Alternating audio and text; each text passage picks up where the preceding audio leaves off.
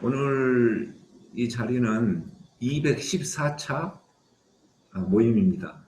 한 달에 한 번씩 해왔는데 TOC 포럼이라는 이름으로 그러니까 그건 한 15년 넘은 것 같습니다. 그래서 제가 쭉 시사업을 해오고 있고 우리 박영준 소장님이 지금 부시사업으로 봉사해주고 계시는데 금년 들어서는 8월에야 처음 시작합니다. 다 아시다시피 좀 사정이 많죠. 강의라기보다는 그냥 세미나. 그래서 제가 오늘 내용을 어떻게 좀 해볼까 생각을 좀 했습니다. 물론 제 책의 어떤 출간 기념회다 뭐 이런 타이틀로 이제 했습니다만은 그래도 오늘 뭐 한 시간 남짓 제가 말씀을 드리고 또 나머지 시간 서로 토의하고 이제 그러는데 이제 제가 자주 이야기하는 끝점을 뭘로 잡을 거냐. 다시 말해서 오늘 이 한 2시간의 행사가 끝나고 났을 때 여기에 참석하신 모든 분들이 어떤 생각을 가졌으면 좋을까, 이거를 제가 한번 생각을 해봤어요. 이제 거기에 맞춰서 제가 오늘 진행을 해야 되니까. 근데 사실 여러 가지 이야기가 있겠지만은 끝점은 CCPM과 칸반의 어떤 특징 또는 장점, 이런 부분을 그냥 소개를 한다, 그런 정도로 생각을 했습니다. 그래서 이거를 다 여러분들에게 이해를 시키려고 하기에는 좀 버겁고, 그렇다고 뭐 이런 게 있습니다 하는 정도로는 좀 아쉽고, 그래서 이런 게 좋습니다, 뭐 이런 생각으로 한번 준비를 해봤습니다. 그래서 과연 좋다고 생각하시면은 칸반 또는 CCPM 많이 활용할 수 있는 기회가 되면 좋겠습니다. 과연 제 의도대로 여러분들이 뭐 따라오실지, 아니면 내가 또 충분히 그렇게 설명을 해드릴지는 이제 여러분이 판단하시기 바랍니다. 나름대로는 준비했습니다. 그래서 이 책에 있는 내용을 중심으로 하는데, 그 질문을 미리서 받아보니까 이 애자일에 관심이 많으시더라고요. 그러니까 테마는 프로젝트 관리인데 애자일 경영, 이제 이런 데까지 폭을 넓혀서 관심을 많이 갖고 계시는데, 그래서 저도 나름대로 또 한번 그런 쪽에 말씀을 한번 드려보려고 합니다. 그래서 어젠다로 이렇게 시간 배정을 해봤는데, 제가 이제 지금부터 시작해서 한 1시간 정도는 조금 주도적으로 이야기를 하겠습니다. 그러나 중간에 어떻게든지 여러분이 참여를 하시면 우선 환영합니다. 채팅으로 참여하셔도 되고 또 음성으로 참여하셔도 되고 그렇습니다. 그래서 언제든지 그렇게 하시고, 자, 지금부터 이제 한번 가보겠습니다. 이제 프로젝트 관리가 오늘 테마인데, 근데 프로젝트라는 게 뭐냐 했을 때 뜻은 앞으로 던져진 일이다, 이런 뜻이에요, 어원으로 보면.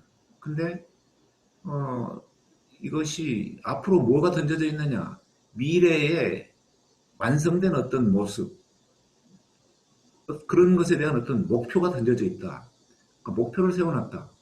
그러니까 일정 기간 후에 내가 얻고 싶은 뭔가의 목표를 향해서 시작을 하려고 하는데, 그게 이제 뭐 건설공사가 되든 신제품 개발이 되든 어떤 이벤트가 되든, 근데 그게 여러 사람이 참여해서 여러 개의 과업을 수행해야 되는 그런 게 프로젝트다, 이렇게 볼 수 있습니다. BTS 여러분 잘 아십니까? 뭐 빌보드 차트 1위 하고, 나는 굉장히 자랑스러워요.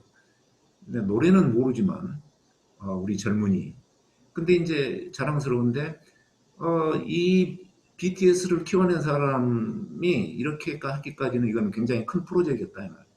그러면 그분이 나름대로 또 목표를 세웠을 텐데, 예를 들어서 2년 이내에 빌보드 차트 10위권에 진입을 하고 연간 매출은 뭐 몇백억 원 하겠다.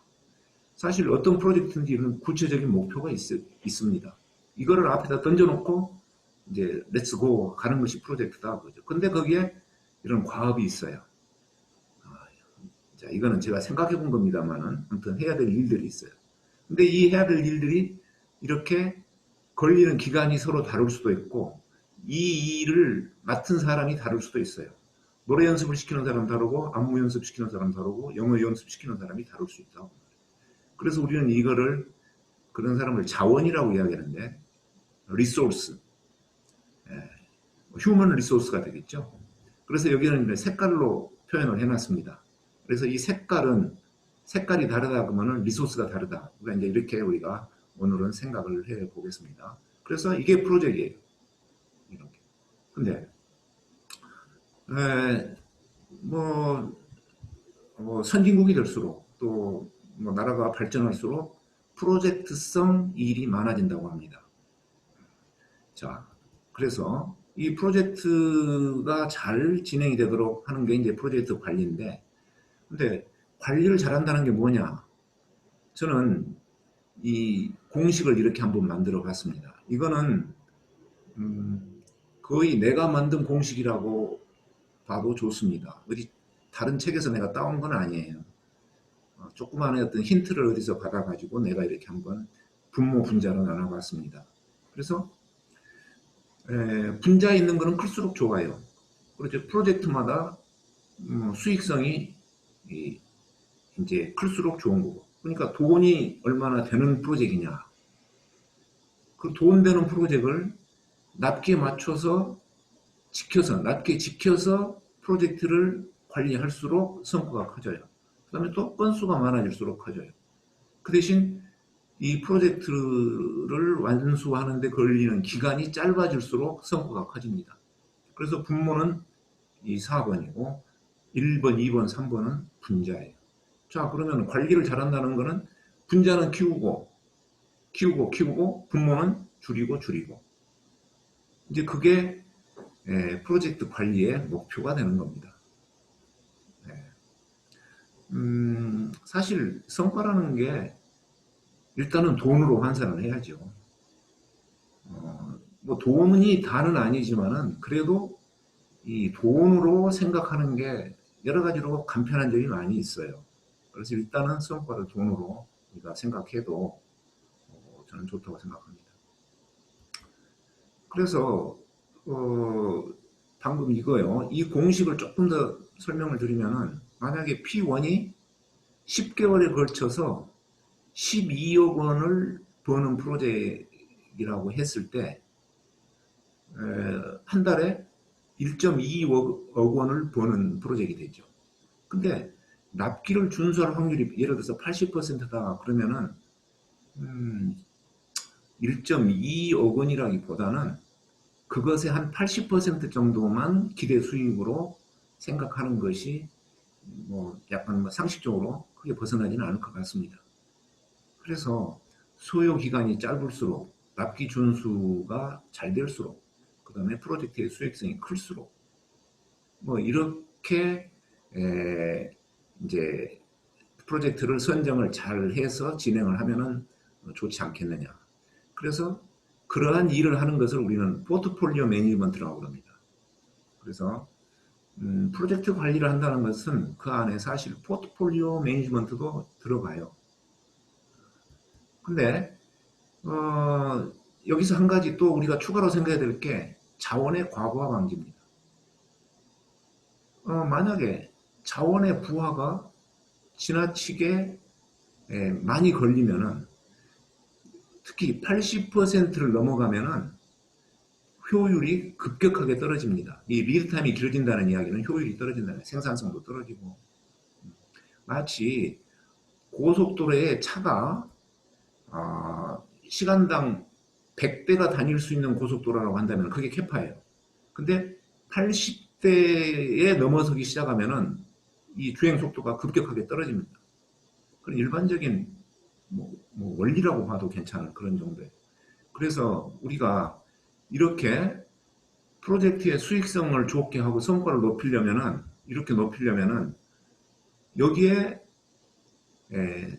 특별히 생각이 될 게 뭐냐면은 자원의 과부하를 방지해야 된다는 거예요. 여기에 지금 자원의 과부하라는 이야기는 없어요. 근데 자원의 과부하가 되면 어떤 일이 벌어지냐? 납기 준술도 떨어지고 수행 건수도 줄어들고 소요 기간도 길어져요. 자원의 과부하는 거의 이 네 가지에 모두 다 간접적인, 직접적인 영향을 미치는 그런 팩터다, 그런 이야기입니다. 그래서 우리가 놓치기 쉬운데 이 자원의 과부하 방지가 대단히 중요한 부분이다. 저는 그렇게 생각합니다. 근데 내가 다른 데서 조금 경험해보고 이렇게 한 바로는 이 자원의 과부하에 대해서는 좀 둔감해요. 특히 경영자들은 알면서도 모른 척 하는지 조금 듣쳐라 듣고 하는 게 뭐 대수냐 이렇게 생각하는 분들도 있는 것 같아요. 근데 그거는 대단히 위험한 부분이라고 저는 생각합니다. 이솝우화에 나와 있는 그 뭡니까 황금알을 낳는 거위, 거기에서 뭐 스티븐 코비가 이야기했던 게 있잖아요. 생산과 생산 능력의 어떤 그 조화가 이루어져야 된다. 밸런스가 맞아야 된다. 바로 그게 이런 뜻입니다. 자원을 과부하시키지 않고 코피 터지게 하지 않고 너무 피곤하게 하지 않고 이런 프로젝트의 성과가 나야 된다. 철야 특근 그때는 좋을지 모르지만은 지속 가능한 그런 성과를 낼 수는 없습니다. 자, 그래서 우리는 프로젝트 관리의 목표를 이런 성과를 얻기 위해서는 이 네 가지로 생각을 합니다. 포트폴리오 매니지먼트, 그 다음에 방금 이야기하는 자원 관리, 자원의 과부를 방지하는 것. 그러면서 고객에게 약속을 지키는 그런 부분. 약속을 지키려고 했을 때 어려운 게 뭐냐? 여러 가지 변동성이에요. 나는 지키고 싶었지만 여러 가지 상황이 계획하고는 달라서 약속을 못 지킬 수가 있어요.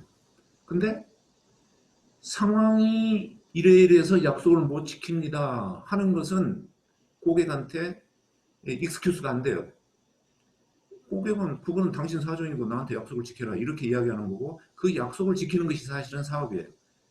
상황 탓을 대면서 약속을 못 지켰습니다 하는 이야기는 그거는 사업자로서의 자격은 없는 거죠. 그래서 그런 부분을 하는 것이 위험관리고 그래서 이제 더 많은 프로젝트를 더 짧은 기간에 할 수 있도록 일정 관리를 하자. 이 네 가지로 저는 봅니다. 근데 오늘은 이 중에서 포트폴리오 매니지먼트는 오늘 주제는 아닙니다. 저는 이제 별도의 이야기로 좀 해야 될 것 같고 오늘은 이 위험관리, 자원관리, 일정관리 이 세 가지 관점에서 CCPM과 칸반을 보려고 합니다. 그래서 이제 나중에 여러분의 어떤 질의응답 시간에 에자일 경영에 대해서도 조금 이야기를 하고 그렇게 해보려고 합니다. 그래서 포트폴리오 매니지먼트는 그냥 거의 건너뛰는데 이거는 경영자의 전략적 의사결정의 항목입니다. 전략적이라는 말은 무엇을 위해서 무엇을 할 거냐를 정하는 거예요. 그러니까 어떤 프로젝트를 내가 할 거냐 그거는 경영자의 몫이에요. 좋은 프로젝트를 발굴해서 마케팅 해가지고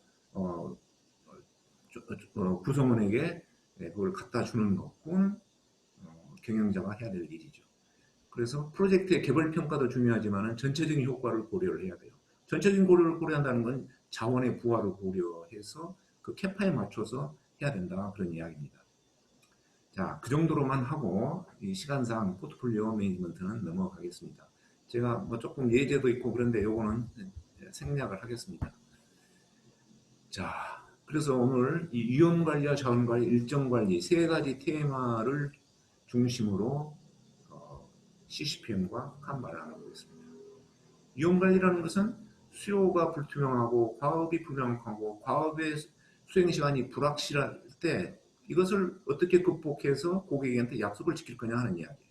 자원관리는 자원의 부하를 파악하고 적재적소에 효율적으로 배정해서 과부하가 안 걸리게 할 거냐. 그 다음에 일정관리는 어떻게 하면 납기를 지키고 또 더 나아가서 단축을 시킬 거냐. 이제 이런 데에 초점이 좀 맞춰져 있습니다. 그래서 이 세 가지가 잘 어우러지면 프로젝트 관리는 잘 된다고 저는 생각합니다. 이 세 가지에 초점을 맞추는 것은 기존에 다른 곳에서 하는 것하고는 의견이 다를 수 있습니다. 예를 들어서 PMI 이런 데서는 9가지, 10가지를 프로젝트 관리의 이슈로 삼고 있는데 저는 그 중에 세 가지를 중점 이슈로 생각을 한다는 그런 뜻입니다. 그래서 이제 이런 프로젝트 관리라는데 모형이 여러 가지가 있습니다만은 오늘은 이 퍼포스 모형과 에자일 모형의 관점에서만 이야기를 하겠습니다. 그리고 이제 잠깐 이 혼합형, 하이브리드도 제가 좀 생각을 해본 게 있어서 소개를 좀 해드리려고 합니다. 자, 넘어가면서 차차 설명을 드리겠습니다. 퍼포스 모형, 예측적 모형이라고 하는데 확정된 요구사항을 안정적인 팀이 큰 변화 없이 하나씩 하나씩 순차적으로 일을 진행하는 그런 모형입니다. 그래서 마치 폭포에서 물이 떨어지듯이 앞에서 한 일을 다음 단계로 넘겨주고 이제 이렇게 하면서 일이 진행이 된다는 건데 그래서 여기서 필요한 것은 이 범위 예산 일정에 대한 상세한 계획을 먼저 세워야 돼요. 계획을 좀 더 자세하게 세워야 되고 그 다음에 실행 단계에서 이 계획대로 실행이 되도록 통제를 좀 해야 돼요. 간섭을 많이 하고 조금은 규범적으로 뭔 룰을 정해놓고 뭐 시켜야 된다 그런 이야기예요. 그래서 수직적인 관계에서 조직이 이제 활동을 하게 되는 겁니다. 그래서 프로젝트가 완료된 후에 그 완성물, 사업 가치, 최종 완성물을 인도를 하게 되는데 예를 들어서 선박 건조 같은 게 이제 이 폭포수 모형에 적합한 그런 프로젝트 관리 모형이죠. 예절 모형은 여기 있는 바와 같이 초기에 가치 있는 제품을 한번 만들어서 빠른 기간 안에 고객한테 한번 비춰주는 겁니다. 인도해서 리뷰를 받는 거예요. 피드백을 받는 거예요. 그래서 한번 피드백을 받고 또 다른 요구사항이 변경이 있거나 여러 가지로 또 여러 가지 상황이 바뀌면 또 거기에 맞춰서 다시 한 번의 반복, 이터레이션이라고 해야 되겠죠. 뭐 하면서 점진적으로 증분을 그러니까 가치를 조금씩 높여가면서 고객의 요구사항을 맞춰가는 그런 거죠. 그래서 이 범위가 변경 가능하다. 해야 될 일의 범위가 계속 바뀌어 나갈 수 있다.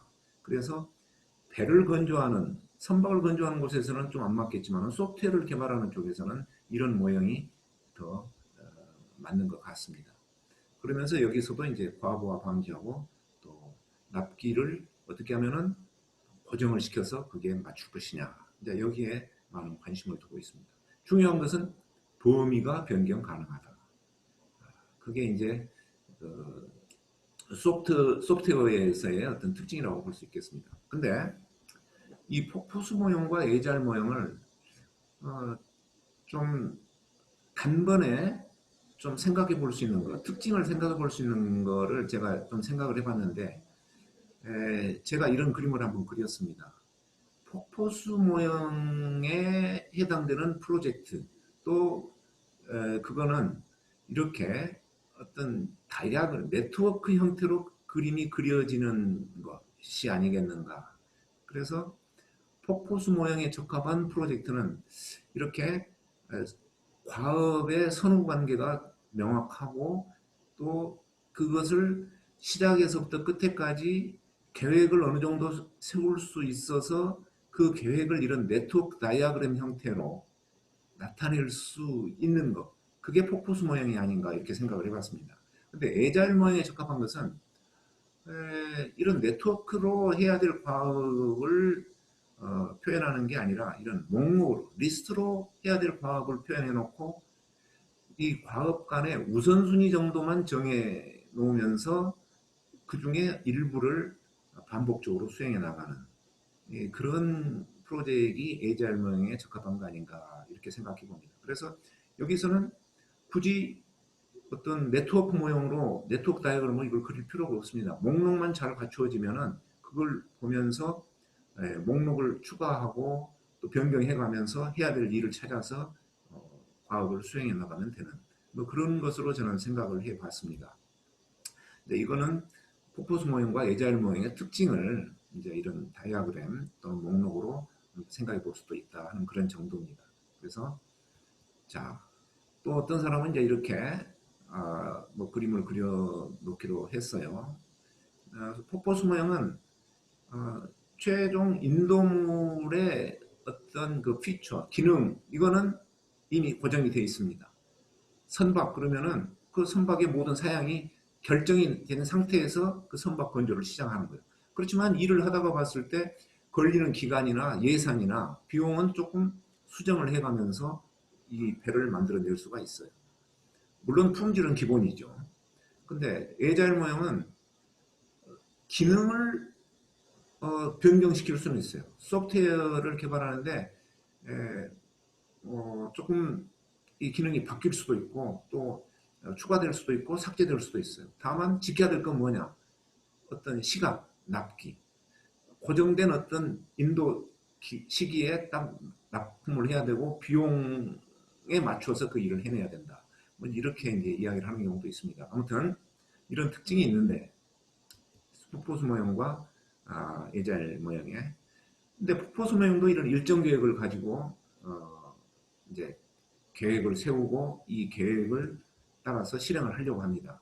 프로젝트마다 이런 네트워크 형태로 다이어그램이 이제 그려지는 거죠. 제가 단순하게 그려서 그냥 이 막대기 하나로 이렇게 했습니다만 뭐 좀 복잡한 네트워크 형태로 그릴 수가 있어요. 근데 에자일 모형도 일정 계획이 있어요. 이렇게 제품 수준에서의 어떤 계획이 있고 또 릴리스, 스프린트, 당일 업무 이런 식으로 나름대로 일정 계획이 있습니다. 그래서 뭐 이렇게 제품 계획에 어떤 마일스톤별로 이렇게 언제까지 뭘 해야 되겠다. 이게 하나의 프로젝트가 되겠죠. 그룹으로 프로그램이라는 말을 쓸 수도 있고. 그 다음에 또 릴리스 계획이 있어요. 하나의 제품에 대해서 어떤 기능을 언제까지는 보여준다, 언제 보여준다 이런 식으로 이게 릴리스 계획이고 또 릴리스 계획을 받아서 스프린트 계획을 세워가지고 이제 당일 해야 될 일들을 목록을 가지고 이제 일을 진행을 하는 거죠. 이게 이제 나름대로의 계획입니다. 그래서 폭포수 모형이든 에자일 모형이든 일정 계획을 가지고 그 계획을 맞추기 위해서 실행을 해야 하는데 어떻게 하면은 그런 대로 계획대로 좀 실행을 할 것이냐. 이제 이런 게 우리 프로젝트 관리의 하나의 중요한 관점이 되죠. 계획대로 실행이 되어야 돈을 버는 프로젝트 관리가 된다. 제 책의 이름을 그런 관점에서 이익을 창출하는 이런 말을 썼어요. 뭐 돈을 버는 그 말보다는 이익을 창출하는 이게 더 조금 품이 있어 보이는 것 같아서 그렇게 적었는데 뜻은 뭐예요? 돈을 버는 프로젝트 관리를 해야 되겠다. 그러려면은 여러 가지 중요한데 관리적인 측면에서는 이 일정 관리가 사실은 그 핵심적인 자리에 있다. 저는 그렇게 봅니다. 위험관리, 자원관리도 결국 그것을 잘했느냐 못했느냐의 이야기는 일정 계획대로 얼마나 실행을 했느냐 못했느냐의 차이로 나타날 수 있다. 그런 거예요. 위험관리, 자원관리가 잘못되면 일정관리가 안 돼요. 또 일정관리를 잘하기 위해서는 그쪽을 또 밑에서 잘 받쳐줘야 된다. 이 말이에요. 그게 제 생각입니다. 그래서 결국은 이 계획과 실행의 갭을 어떻게 줄여갈 것이냐 그 이야기인데 대부분의 경우는 계획대로 실행이 못 돼요. 계획은 이렇게 세웠지만은 실행은 그보다 늦을 수도 있고 근데 또 계획을 이렇게 세웠는데 실행은 더 빨리 끝날 수도 있어요. 그러면 빨리 끝났다고 해서 이 노란색의 이 과업의 계획이 당겨지느냐? 또 그렇지는 않아요. 빨리 끝나도요. 또 이거는 또 제 시간에 시작을 하고 또 늦어지고 그래서 여기서 이 계획과 실행의 갭이 커질수록 어떤 일이 벌어지냐 재계획이 많아집니다. 이걸 뭐 베이스라인이라는 말을 쓰기도 합니다만 계획을 다시 세워가지고 다시 그걸 기준으로 또 이제 어떤 실행을 해나갑니다. 근데 재계획이 많을수록 결론은 뭐예요? 돈을 벌지 못하는 거예요. 그래서 사실 프로젝트 관리의 포인트를 이 계획대로 실행할 수 있는 그런 메커니즘을 한번 또는 그런 어떤 마인드셋을 찾아보자. 사실 이게 저는 그 초점이 된다고 봅니다. 그래서 이 초점을 가져가면은 비교적 어떤 그 우리가 어떤 전략을 세우던가 운영을 하던가 뭐 그런 부분에서의 일들이 좀 단순화되는 그런 경향이 좀 있어요. 그래서 가급적 그런 식으로 이제 초점을 한번 맞춰봅니다. 그렇다고 해서 일정 관리가 전부다 그런 이야기는 아니죠. 그래서 돈을 버는 프로젝트 관리, 예, 전략적인 차원에서 포트폴리오를 가지만은 전술적인 차원에서는 이 세 가지를 해야 되고, 그래서 폭포수 모형과 애절모형은 어떻게 잘 활용을 해서 이 세 가지 전술적인 측면에서 이거는 사실 전술이라고 말했지만 운영입니다. 운영. 오퍼레이션이죠. 계획을 어떻게 세우고 그 계획들을 어떻게 따라갈 거냐, 계획을 어떻게 줄여갈 거냐, 그 이야기죠. 자, 그래서 지금부터는 이 세 가지 테마를 가지고 CCPM으로 폭포수 모형을 한번 이렇게 접근해 보고 칸반으로 예절 모형을 접근해 보겠습니다. 그래서 사실 시간이 많지 않아요. 제가 CCPM을 강의를 하는데 최소한 이틀이 필요하거든요. 근데 오늘은 20분도 시간이 안 될 것 같아요. 15분 만에 한번 CCPM을 주파해 보겠습니다. 최고 속도로 한번 달려가 보겠습니다. 그래서 다 이해가 안 되시더라도 제가 오늘 여러분을 이해시킨다는 데 목표가 있는 게 아니에요. 어떻습니까? 자랑한다 그런 이야기예요. CCPM이 이런 좋은 점이 있습니다. 일단 그 정도 선에서 여러분들이 한번 말씀을 들어주시면 감사하겠습니다. 15분 만에 달려갑니다. 근데 앞에다가 진화란 말을 썼어요. 폭포수 모양으로 지금까지 자리 잡고 있었던 것은 CPM입니다. 크리티컬 패스 메서드예요. 근데 그 이야기는 오늘 안 하겠습니다. 그래서 일단 CCPM만 이야기를 합니다. 근데 CCPM의 특징은 뭐냐? 위험관리에 대응하는 기능이 탁월하다. 그러면 위험관리라는 게 뭐냐? 사실은 이건 변동성에 대한 대응인데, 변동성이란 말은 위험하다는 뜻도 있고 불확실하다는 뜻도 있어요. 위험하다는 이야기는 리스키하다. 그런데 확률적으로 발생한다는 뜻이 사실은 이 위험하다는 뜻입니다. 근데 불확실하다는 이야기는 확률도 모르겠다 그런 이야기예요. 그런 것을 우리는 변동성이라는 말로 이야기를 하는데, 이런 것들이 다 변동성입니다. 이해관계자가 자기 마음대로 계약명을 바꾸고 고객 요구사항이 불명확하고 예술적인 예상하지 못한 기술적 어려움이 있고 시장 수요가 바뀌고 협력업체, 자원, 또 경영관리 이런 쪽에서 사람들의 어떤 인적인 오류가 발생을 하고 뭐 이럴 수 있다. 이런 게 다 변동성입니다. 근데 이러한 변동성에 대응하는 능력이 있다. 그게 폭포수 모형이 진화됐다. 그렇게 저는 이야기를 하고 싶습니다. 자, 한번 보겠습니다. 과업의 변동성이 있어요. 만약에 어떤 과업이 10일 걸릴 거라고 계획을 세웠지만 그래서 5개의 과업을 하면 50일이면 되겠다 해서 50일에 끝내자 해가지고 각 과업마다 10일 만에 맞춰라 하지만 현실은 그렇게 한다고 해서 맞춰질 수 없다. 이 말이에요. 어떤 경우는 변동성이 있습니다. 이거는 11일 만에 맞춰지고 이거는 7일 만에 맞출 수도 있고.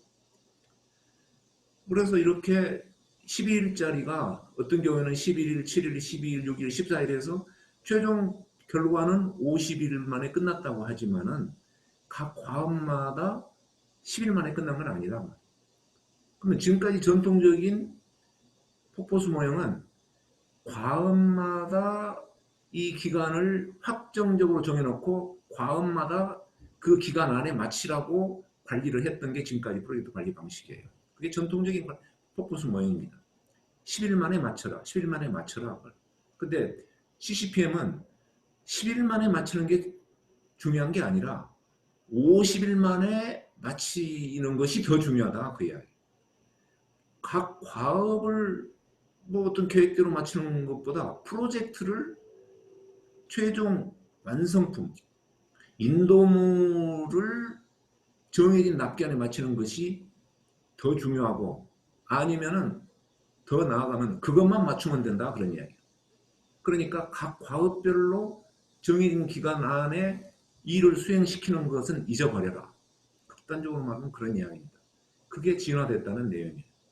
그럼 그렇게 하는 방법이 있냐? 있다는 거죠. 자, 뭘 하냐? 여기에 프로젝트 버퍼를 주는 거예요.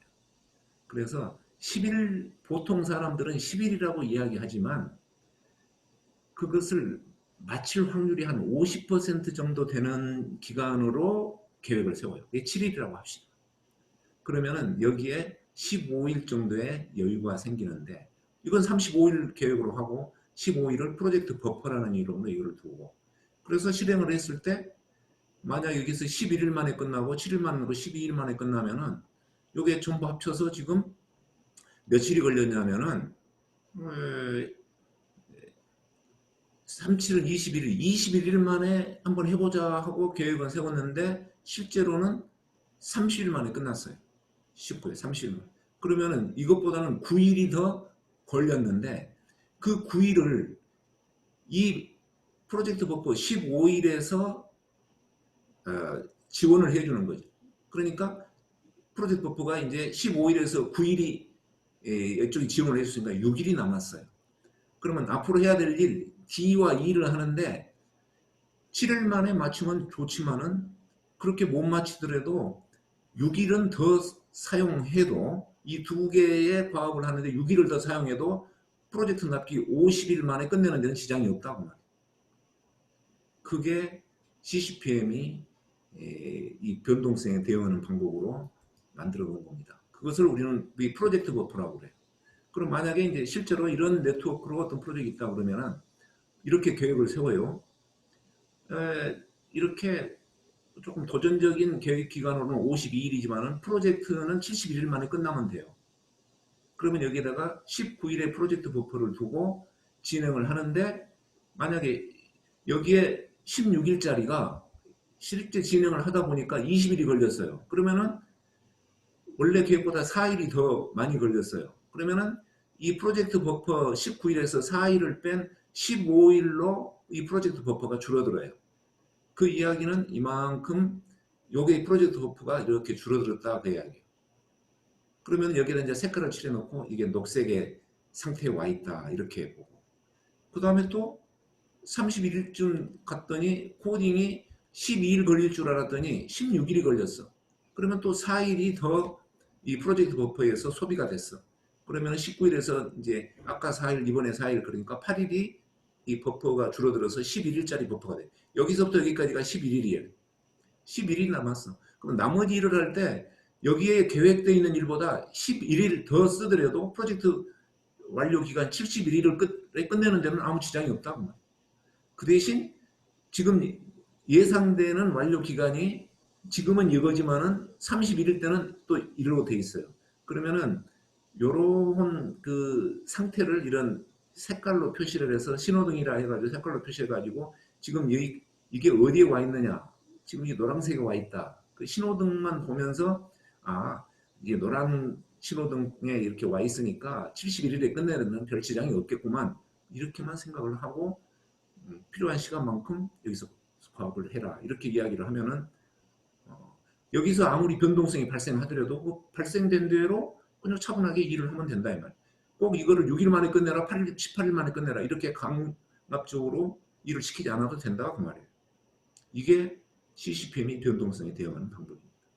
이 원리를 이용해 가지고 이 메커니즘을 이용해 가지고 여러 가지 일들을 해 나가는데 이 조그만 차이가 실제 운영하는 그런 과정에서는 굉장히 큰 변화를 만들어내게 됩니다. 사실 본질에 가까운 변화일수록 그 임팩트가 커요. 그러면은 전통적인 폭포수 모형의 관리 방식하고 CCPM의 관리 방식하고는 본질에 있어서 굉장히 큰 차이를 가지고 있습니다. 그 차이가 뭡니까? 과업 하나하나마다 시간을 정해놓고 그 기간에 맞춰서 과업을 수행하려고 하는 것이 전통적인 프로젝트 관리의 폭포수 모형이었다면 CCPM은 과업의 완료 기간은 잊어버리고 프로젝트 납기를 지키기 위해서 과업의 변동성을 풀어버리는 거예요. 인정해버리는 거예요. 이걸 관리 안 하는 거예요. 다만 이 프로젝트 버퍼 잔량만 보면서 진도를 파악을 하는 거예요. 진척도를. 그게 본질적인 차이입니다. 그 본질적인 차이가 실제 프로젝트 매니지먼트를 할 때, 관리를 하고 운영을 할 때에 많은 점에 있어서 변화를 가져오게 된다는 거죠. 그래서 사실 CCPM을 제대로 이해하려면 이 본질의 변화가 실제 운영에 어떤 변화를 가져오는가를 면밀히 들여다봐야 돼요. 사실 제 책에 그런 점을 중심으로 여러 가지 내용들을 좀 적어 놓았습니다만은, 글쎄요, 뭐 인정을 해 주실지 이해를 해 주실지 모르겠습니다만은, 아직은 저한테 그 부분에 공감한다고 뭐 이렇게 연락을 주시는 독자는 없었어요. 그래서 이제 이런 프로젝트 버퍼 차트도 그리고, 자, 이 내용은 내가 자세히 설명은 안 드리겠습니다. 이런 게 하나의 신호등입니다. 이거를 가지고 관리를 해 나간다. 무슨 관리? 일정 관리, 진척 관리, 이런 걸 해 나간다. 그리고 또 과업 수행을 보고할 때 과업을 완료할 때까지 추가적으로 필요한 기간을 보고하는 겁니다. 지금까지는 어떻게 보고를 했냐? 각 과업마다 진도율을 보고할 때 몇 퍼센트 맞췄습니다. 이렇게 보고를 하는 거예요. 근데 몇 퍼센트 맞췄다는 이야기가 언제 마치겠다는 이야기는 없어요. 일정에 대한 이야기는 별로 없어요. 어떤 그 뭐라고 그럽니까? 뭐 공사에서는 기성고라고 이야기를 하는데, 기성고를 보고를 하는 게 납기에 대한 보고는 아니죠. 근데 이 CCPM은 추가적으로 필요한 기간, 앞으로 얼마 후에 이걸 마치겠다고 하는 그 기간을 보고하기 때문에 이건 납기에 대한 보고입니다. 그래서 그 성과 지표나 납기 관리 이런 부분에서도 큰 변화가 생깁니다. 그래서 제가 여기 지금 그 내비를 하나 해놨는데, 내비는 우리한테 가르쳐 주는 게 앞으로 30분 더 가야 됩니다. 이렇게 이걸 알려줘요. 6.6km 남았습니다. 앞으로 가야 될 시간, 앞으로 가야 될 거리를 알려주는 거예요. 이게 내비가 우리한테 알려주는 건데, 진도 보고도 그런 식으로 해야 되지 않느냐. 앞으로 해야 될 기간, 앞으로 남아있는 기간을 보고를 해줘야지, 그래야 납기 관리를 제대로 할 수 있는 거예요. 근데 앞으로 추가적으로 필요한 기간은 자원이 판단해서 보고를 하는 거예요. 어제까지는 이틀이면 이거 끝내겠습니다 했는데, 오늘 와가지고는 5일 더 해야 되겠습니다 이렇게 보고할 수가 있어요. 왜? 하룻밤 사이에 변동성이 크게 바뀌었다 이 말이에요. 그러면은 어제는 이틀이라고 말했지만 오늘은 5일로 이야기를 해야 돼요. 그렇게 보고할 수 있는 여지를 남겨두는 것이 바로 이 CCPM의 방식입니다. 이거는 진도 보고나 성과 지표나 다른 그 어떤 모티베이션이나 이런 부분에까지 영향을 미치고 있습니다. 그래서 또 이제 실행 중 발생하는 여러 가지 이슈를 해결하기 위해서 일일 미팅도 하고, 또 PB 잔량 늘리기, 풀키팅, 포트폴리오 성찰하기, 지속 기능, 이런 것들을 이제 같이 병행해서 하면은 변동성이 심하더라도 우리는 프로젝트 납기를 지켜갈 수 있다. 그런 메커니즘을 충분히 갖추고 있다. 그렇게 볼 수 있습니다. 제가 자랑하죠. CCPM 자랑합니다. 오늘은 그렇게 들어주시기 바랍니다. 그게 이제 특징을 말씀드리는 거예요. 그 다음에 또 이제 다중 프로젝트 관리가 있는데, 멀티플 프로젝트. 여러 프로젝트를 우리가 수행합니다. 싱글 프로젝트만 하는 게 아니에요. 그런데 전통적인 프로젝트 관리에서는 이 멀티 프로젝트 관리에 대한 내용이 없어요. 미안하지만 싱글 프로젝트를 기준으로 프로젝트 관리 이렇게 합니다. 그 말만 했지 멀티 프로젝트 상황에 대한 난리지는 저는 찾아보지를 못했어요. 근데 CCPM에서 이 멀티 프로젝트, 다중 프로젝트 관리에 대한 여러 가지 노하우를 또 알려주고 있습니다. 이거는 싱글 프로젝트와는 또 다른 차원에서 이야기가 됩니다. 원리는 비슷하지만 메커니즘은 많이 달라요. 이제 추가가 되는 거죠. 예를 들어서 이렇게 파이프라인이라는 개념인데, 이거는 자원관리의 입장에서 볼 수 있어요. 프로젝트를 캐파가 이게 하나만 할 수 있는 하나의 캐파인데 프로젝트 3개를 동시에 투입을 해서 집어넣으면 오버로드가 걸린다. 그 말. 교통으로 보면은 뭡니까? 이게 충돌 사고가 난다 이 말. 그래서 어떻게 하면은 이렇게 순차적으로 프로젝트를 진행을 시킬 것이냐. 이게 파이프라인이고 이게 바로 멀티 프로젝트 환경에서는 대단히 중요한 부분입니다. 그래서 신규 프로젝트 투입의 우선순위를 조절해 주는 것이 필요하다. 또 그렇게 해야 된다. 그걸 하지 않으면 많은 성과가 떨어진다. 자원의 과부하가 걸린다. 그 이야기를 하고 있습니다. 그게 파이프라인이에요.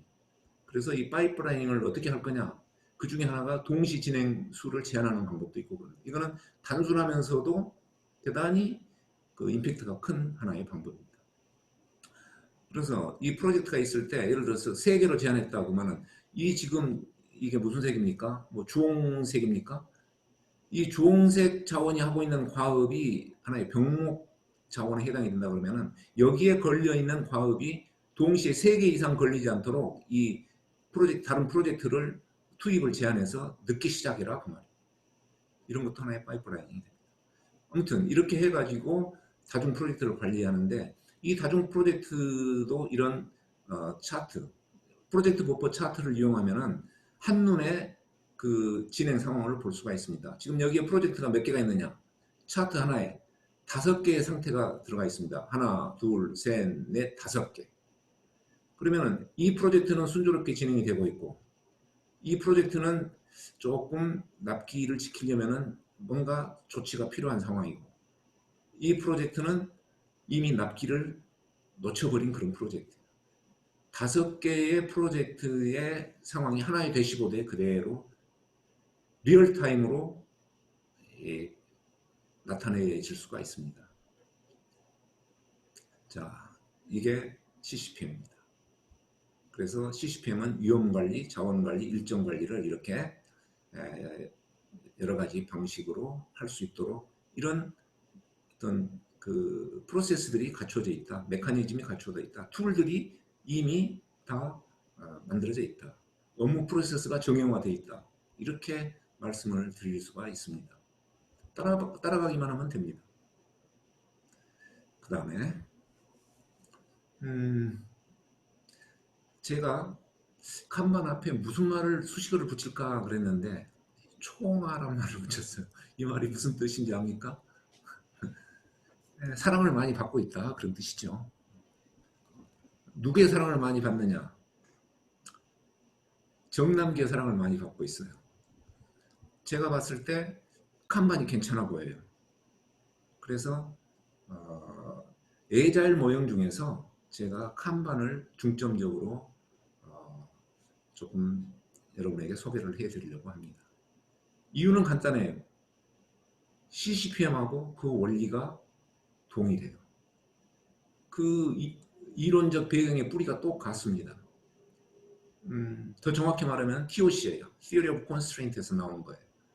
다만 이거는 에자일 모형으로 진화를 했을 뿐이에요. 폭포수 모형으로 진화하는 게 CCPM이라고 한다면 간판은 에자일 모형으로 진화했어요. 2006년에 데이비드 J. 앤더슨의 사람이 TOC, DBR과 린 생산 방식을 응용해서 개발을 했어요. 그래서 이 사람은 TOC라는 이름을 붙일 것이냐 린이라는 이름을 붙일 것이냐 고민을 했어요. 그러다가 TOC는 떼고 간판이라는 말을 써서 여기다 붙였는데 다분히 상업적인 그런 어떤 마인드에서 간판이라고 붙였습니다. 잘했어요. 그건 뭐 좋습니다. 그래서 5가지 특성이 있는데 여러 가지 이제 있습니다만 뭐 업무 흐름을 시각화하는 건 어디나 다 이제 그렇게 하려고 하고 CCPM도 시각화가 다 돼 있어요. 사실은 진행 중 업무 제한하는 거 이게 바로 아까 말했던 파이프라이닝하고 비슷한 거고 TOC의 어떤 그 병목을 관리하는 것하고 비슷한 거고 또 자원의 오버로드를 방지해라 이런 것하고 똑같은 맥락이에요. TOC DBR이 병목 자원의 캐파에 맞추어서 투입을 통제하라는 게 DBR이거든요. 바로 그 원리는 간판에도 그대로 적용이 되는데 이름을 바꿨어요. 진행 중 업무 제한이다. 그래서 이 사람은 용어를 쓰는데 WIP이란 말을 써요. WIP, Work in Progress. 그래서 이 WIP이란 말을 간판에 썼어요. 그 다음에 이제 흐름 측정 관리 뭐 이런 부분들은 일반적으로 비슷한 부분입니다. 자, 그래서 이제 이거는 에자일 모형이기 때문에 이 업무 목록, 백로그를 가지고 이제 운영을 하는 그런 프로젝트 관리 방식이 되겠습니다. 여러 가지 형태의 업무 목록이 있는데, 예를 들어서 이제 이런 이거를 하나의 이제 그 차트라고 그럴까, 아니면은 이런 말, 카드월이라는 말을 쓰거든요. 카드벽. 그러니까 벽에다가 이런 거 딱 걸어놓고 여기다가 카드를 붙여가면서 이제 진행하는 것이 이제 kanban인데요. 한번 보겠습니다. 네, 요거는 내가 가지고 있는 뭐 파우치인데, 이 파우치를 뭐 새로 만든다든가 사이즈를 바꾼다든가 뭐 수선한다든가 G4 교정 뭐 이런 게 이제 업무 목록이라고 했을 때, 이런 일들을 이런 그 자원들이 하나씩 맡아가지고 뭐 부품을 준비하고 조립도 하고 검사도 하고 뭐 이렇게 해서 이제 이런 공정을 거쳐서 이런 일들을 처리 나간다 하는 거죠.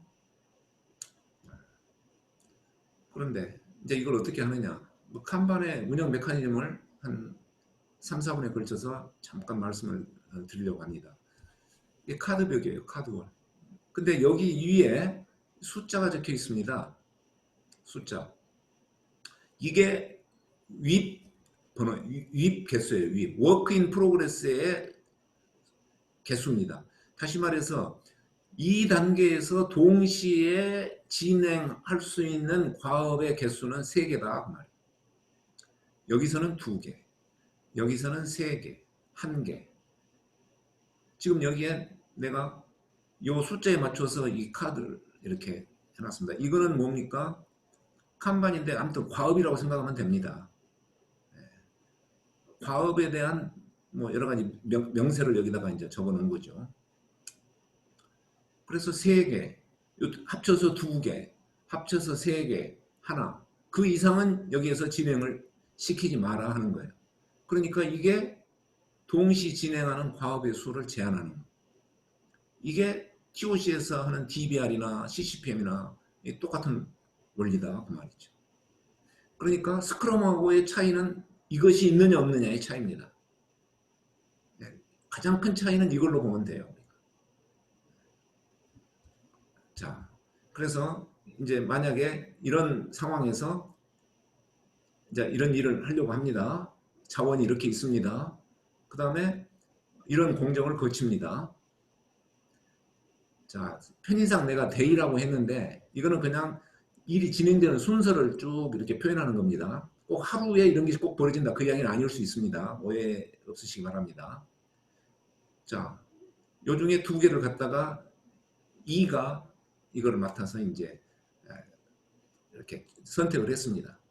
그 다음에 이거를 다시 이쪽으로 넘겼는데 이제 박과 정이 이 일을 맡아서 합니다. 그 다음에 이거를 맞춰서 끝냈어요. 근데 아직 자원이 배정이 안 됐죠. 자원을 배정해서 이쪽으로 넘깁니다. 그 다음에 또 이제 이렇게 하고, 그 다음에 또 마치고 일로 보내고, 이 자원이 아직 이제 뭐 놀고 아직 이제 일이 없으니까 또 이걸 가지고 이쪽으로 가고. 그러니까 지금 여기서 이 빌드를 했던 김이 했던 일을 다시 가지고 가서 테스트까지 한다 그 말이죠. 그러니까 이거는 김이 빌드도 할 수 있고 테스트도 할 수 있다 그런 게.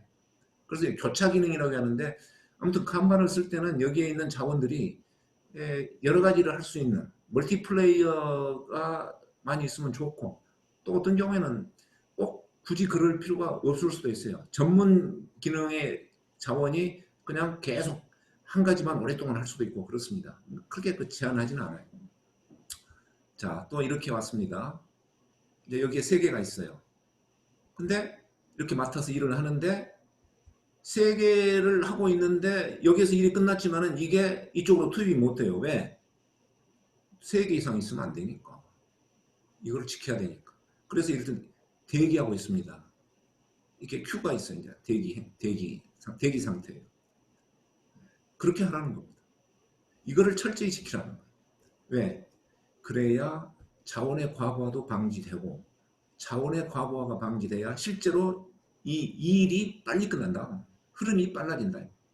그래서 가장 중요한 게 흐름을 빠르게 하는 거. 그건 아까 우리가 했던 게 뭐 같습니까? 납기를 단축시키는 거예요. 또 프로젝트의 완료 건수를 늘리는 겁니다. 그게 흐름이 빨라져야 돼요. 고속도로에 차를 진입을 통제해서 흐름을 빠르게 해야 더 많은 차가 그 고속도로를 지나갈 수가 있어요. 똑같은 원리입니다. 그래서 흐름을 빠르게 하기 위해서 이렇게 제한하는 거. 자, 이렇게. 그렇죠? 이런 식으로 운영을 하는 겁니다. 여기도 지금 여기를 하고 있기 때문에 얘가 이쪽으로 투입이 안 되는 겁니다. 자, 그런 식으로 운영을 하는 것이 간반이고, 간반 운영은 이렇게 카드 벽에 공유가 되고, 윗, 워킹 프로그레스죠. 상한선을 명시하고 조차 기능 팀, 전문 기능 팀 모두 가능하고 과업을 고정 기간이 아닌 이벤트 중심으로 수행한다. 이 부분이 CCPM하고 똑같습니다. CCPM이 각 과업마다 기간을 정해놓고 그 기간에 맞춰라 그렇게 하지 않는다고 그랬어요. 추가로 필요한 기간을 날마다 이야기하면서 진도 보고를 하고 자기가 필요한 기간만큼 쓸 수 있게 해놓은 건데 여기도 과업을 고정된 기간으로 제한하지를 않습니다. 이게 스크럼하고의 차이예요. 스크럼은 뭐 스프린트 기간 3주 이내에 마쳐야 될 것으로 과업을 잘라서 편성을 해야 돼요. 근데 여러분 과업을 편성할 때 기간에 맞춰서 과업을 잘라낸다는 게 그 쉬운 일은 아니라고 봅니다. 어찌 보면은 불필요한 일일 수도 있어요. 자, 이 부분은 한번 우리가 생각해 볼 부분입니다. 그래서 과업의 크기가 규정되지 않습니다. 그리고 가장 중요한 성과지표는 과업의 리드타임. 흐름을 빠르게 가져가는 거죠. 그래서 윗을 두는 거죠. 자, 이게 kanban의 특징이고 이 특징은 CCPM과 거의 다를 바가 없습니다. 그래서 이제 구축 가이드도 있고 하는데 자, 이 부분은 이제 구축을 할 때 이 책에 상당히 실무적으로 자세히 나와 있고 또 이 양반은 kanban을 가지고 사업을 굉장히 크게 벌려놓고 있어요. 나한테 하루가 멀다 않고 계속 자기 강의 들으라고 메일이 와요. 근데 아무튼 상당히 뭐 성공한 사람이라고 봅니다. 그래서 이 진행 중 업무 줄이기 사실 이 부분이 굉장히 큰 의미가 있는데 아까 이걸 윗을 정해 놔야 속도가 빨라져서 수행 건수가 늘어난다. 그거는 리틀의 법칙이라고 그럽니다. 그리고 리드 타임이 증가할수록 결함이 많이 생기는 거예요. 그래서 리드 타임을 빠르게 가져가는 게 품질도 좋게 한다는 거예요. 자, 아무튼 이제 이거는 내가 적은 게 아니라 그 kanban 책에서 앤더슨이 적어놓은 그런 이야기입니다. 참고하시기 바랍니다. 그래서 위임 리밋은 품질 개선에 기여를 하는 거죠. 여러분 고속도로에 차가 밀려가지고 빠져나가지 못했을 때 그 여행 품질이 얼마나 떨어질지 한번 짐작해 보십시오. 굉장히 짜증스러워지지 않겠습니까? 그하고 비슷하리라고 봅니다. 자, 그래서 또 자주 출시하면 실현한다. 이게 이제 kanban의 이야기인데 자, 한번 요거는 스킵하겠습니다. 네.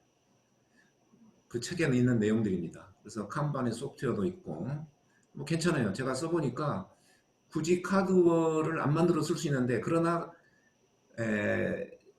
사무실에 벽에다 붙여놓는 것이 저는 문제라고 봅니다. 그거 하지 않고 이 소프트만 쓰면은 조금은 그 효과를 보기 어려울 수도 있어요. 그 다음에 이제 kanban과 스크럼도 비교를 해보는데 책을 참고하시기 바랍니다. 여러 가지 있는데 차이는 뭐냐? 이 스크럼에서는 이렇게 동시 진행하는 이 과업의 수를 명시적으로 제한하지는 않아요. 미팅을 하면서 나름대로 스프린트 미팅을 하면서 어느 정도 그것을 조절을 하고 과거가 안 걸리긴 하지만은 kanban은 명시적으로 딱 정해 놓습니다. 그 다음에 또 하나 장기간 수행 과업을 허용한다는 거예요. kanban은 이게 큰 차이입니다. 그래서 스크럼은 이거를 딱 끊어가지고 이 안에 맞추어서 들어오도록 과업을 사이즈를 맞춰야 돼요. 근데 kanban은 굳이 그럴 필요 없다 이거죠. 그러니까 그 과업의 특성에 맞추어서 기간을 편성을 할 수 있는 거예요. 근데 이 부분이 에자일에서 그 실제 적용하는 데에 난이도에 저는 차이가 좀 있으리라고 봅니다. 그 다음에 CCPM과 간반의 이제 융합적 활용 방안인데, 자, 제가 8시 10분까지 제가 이렇게 말씀을 마친다고 했는데 잘하면은 마칠 수 있을 것 같습니다. 자, CCPM과 에자일을 연결한다. 제가 여기서는 에자일이라고 썼지 칸반이라고 쓰지는 않았어요. 꼭 CCPM과 칸반만 연결하라 그 이야기는 아니에요. 스크럼하고도 연결할 수도 있고 다 가능해요. 뭐냐? CCPM은 이런 네트워크를 관리를 합니다. 에자일은 이런 목록을 관리를 합니다. 그러면 여기 네트워크에 있는 과업을 어떻게 목록으로 변환해 가지고 해야 될 일을 만들어 놓고 그 목록을 진행하는 거를 이런 게시판, 카드월이라고도 볼 수 있고 아무튼 뭐 이런 식으로 그 진행 상태를 이제 이렇게 추적할 수 있도록 해 놓으면은 여기서의 결과를 이 CCPM 쪽으로 넘겨주면은 CCPM에서는 전체의 프로젝트의 일정 관리를 하고 여기에서는 어떤 각 부분적인 이런 태스크들의 진행을 좀 촉진시켜 가지고 어떤 시너지를 가져올 수 있지 않겠느냐 그런 아이디어입니다. 근데 이거를 이제 여러 가지 모델로 좀 만들어 봤는데 뭐 그 중에 에자일 환경에서 CCPM을 활용하는 방법을 한번 생각해 봤는데 이제 이것은 칸반입니다. 칸반의 카드벽을 CCPM 네트워크로 구성을 할 수도 있겠다. 칸반을 쓰고 있어요. 칸반으로 에자일 방식으로 프로젝트 관리를 하고 있는데 이 카드월 하나하나가 카드벽 하나가 CCPM에서는 이런 네트워크의 하나의 태스크로 편성을 한다면은 여러 가지 카드월이 하나의 어떤 큰 프로젝트를 구성한다고 했을 때 이 CCPM 네트워크가 전체 큰 프로젝트를 관리할 수 있는 하나의 툴이 될 수가 있다 그 이야기죠. 아까 에자일에서도 제품 일정 계획이 있고 릴리스 일정 계획이 있고 스프린트 일정 계획이 있다고 그랬어요. 그러면은 스프린트 수준의 어떤 칸반 카드월을 쓰고 있다면은 어떤 릴리스 일정 계획 수준 또는 제품 일정 계획 수준에서는 이 CCPM 네트워크를 써가지고 관리를 하면은 그 전체 일정도 맞추고 또 그런 에자일의 그런 그 효과도 누릴 수 있지 않겠느냐 그런 아이디어였죠. 근데 또 CCPM 환경에서 에자일을 활용할 수 있습니다. CCPM에 어떤 이런 서브 네트워크가 있을 때 뭐 이런 형식이라고 합시다. 이거를 이런 네트워크로 굳이 유지하지 않고 목록으로 이렇게 유지를 하면서 뭐 칸반 카드를 써가지고 진행을 시키면은 납기가 단축이 된대. 그대로 하면은 이만큼 걸릴 일이 이렇게 잘게 쪼개가지고 중첩해서 진행을 하면은 납기가 이것보다 더 단축돼서 이만큼 단축이 될 수 있다. 그래서 납기 단축의 효과를 가져올 수도 있다. 그러니까 CCPM에서도 이런 칸반을 한번 써볼 수 있지 않겠느냐. 이제 이게 아이디어고요. 이런 어떤 모델을 제가 한 4개, 5개 이 책에 실어 놨습니다. 이거는 아이디어 수준인데 그렇다고 해서 현실적으로 뭐 전혀 없는 거다 그 이야기는 아닙니다. 이 자료는 제가 사실 좀 그 어드바이스 했던 지도했던 회사의 사례인데 2016년도에 발표를 했었습니다. 요건데요.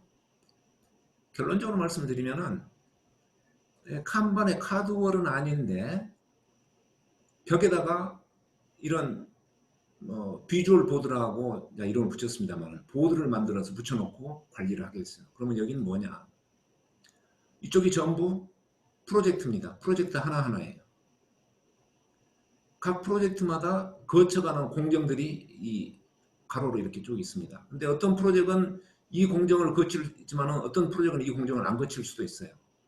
그래서 이 회사에서 하는 여러 가지 프로젝트들이 이 거쳐가는 공정이 똑같지는 않지만 또 상당한 어떤 패턴이 있어요. 사실 제조업에서 어떤 장비를 개발하고 하는 그런 프로젝트는, 개발하는 프로젝트는 되게 비슷합니다. 뭐 어떤 시장 조사를 해서 개념 설계하고 상세 설계해서 가공하고 조립해가지고 테스트해서 출시하는 거거든요. 이제 그런 것들이 이제 큰 패턴이 있는데, 아무튼 그 패턴을 따라서 각 프로젝트마다 이렇게 해놓고, 중요한 것은 여기에 있는 동시 진행 프로젝트 수를 제한했어요. 아예 이 비주얼 보드 안에 적을 수 있는 칸을 딱 그때 13개론가 제한을 했어요. 근데 이걸 하기 전에 그 회사에서 동시 진행하는 프로젝트 수가 몇 개냐면은 20개가 넘었어요. 그래서 이것만이라도 좀 합시다 해가지고 13개로 줄이고, 그러니까 이 보드를 가지고 관리를 한다고 이야기는 이 보드에 등록이 안 되면 진행이 안 되는 거예요. 그래서 동시 진행 수를 13개로 줄인 거예요. 이거는 칸반에서 윗의 그 리미트를 정하는 거하고 똑같은 개념이에요. 사실 근데 그거는 TOC의 개념이지, 뭐 칸반의 개념, 칸반은 그걸 응용했을 뿐이고 나도 이것을 응용했을 뿐이에요. 근데 이제 데이비드 앤더슨은 칸반이라는 이름으로도 정교하게 만들어서, 예, 어떤 그렇게 상품화까지 됐지만은 저는 조금 정교하지 못했고, 이렇게 상품화도 못 시키고 이제 뭐 그런 상황이지만 일종의 이것도 칸반의 개념이었다, 저는 그렇게 생각합니다. 시간상 이런 정도 말씀을 드리고, 더 자세한 것을 보시고 싶은 분은 그 자료를 참조하시면 되겠습니다. 그래서 사실 성과가 있었어요. 그 프로젝트 완료 건수가 3배 이상 늘어났어요. 컨퍼런스에서 보고가 됐었습니다. 그 다음에 또 하나의 이제 활용 사례인데, 이거는 CCPM과 에자일의 어떤 융합 사례입니다. 여기서는 하이브리드 모델이라고 그랬는데, 사실 이거는 브라질의 사례고, 제가 한 2년 전에 2018년에 이 컨퍼런스에서 가서 들었던 내용이에요. 니오브리드라는 어떤 SCM 솔루션 공급사에서 했던 건데, 제가 여기에서 어떤 그 뭡니까 좀 인스피레이션을 받아 가지고 이 융합의 아이디어를 생각을 하고 그랬습니다. 여기서는 이 스크럼과 CCPM의 융합이었습니다. 근데 제가 직접 참석했다는 인증샷을 여기다가 지금 올렸는데, 여기에 머리가 하얗고 셔츠가 하얀 사람의 뒷모습이 좀 저하고 닮았지 않습니까? 예, 제가 직접 참석해서 이 브라질에서 온 이 젊은 여인이 발표하는 것을 들었었습니다. 그 내용이에요. 그래서 이 엑시프로는 그 소프트웨어입니다. CCPM 소프트웨어 이름이에요. 그 회사에서 이 CCPM 소프트웨어를 이용해 가지고 뭐 이쪽 사업부에서는 한 400개의 프로젝트를 관리를 하고 있고, 또 이쪽, 죄송합니다, 이게 지금 마우스가 안 들어, 예, 400개를 관리하고 있고, 또 다른 이쪽에서는 150개 프로젝트를 관리하고 있는 그런 상황이라는 거고요. 그래서 이제 스크럼을 하고 있었는데, 스크럼으로 그런 여러 가지 일을 하고 있었는데, 이 CCPM을 거기다가 이제 접목을 시킨 그런 일을 이제 시작을 한 거죠. 그게 지금 여기에 이제 이렇게 나와 있는데, PMO를 이제 재구축해야 되겠다 해가지고 이 엑스프론이라는 소프트웨어를 들여와서 이제 그 데이터베이스를 정리를 하고, 또 이 CCPM과 엑스프론을 이제 교육을 했어요. 훈련을 시켰어요. 그 다음에 이 에자일 스크럼으로 지금 진행하고 있는 그 프로젝트 관리를 이 CCPM과 접목을 시키는 이제 그런 작업을 했는데, 에자일 스크럼은 그 개발팀에서만 사용하고, CCPM은 그 매니저급들, 프로젝트 매니저급들 이상의 회사 간부들이 이 CCPM을 보면서 일정 관리를 하는 그런 형태로 이 융합을 시켰어요. 그런데 이제 그렇게 하기 위해서 어떻게 했냐? 어떤 새로운 프로젝트이 이제 있으면은 그 프로젝트에 대해서 리더, 그 팀의 리더와 또 PM이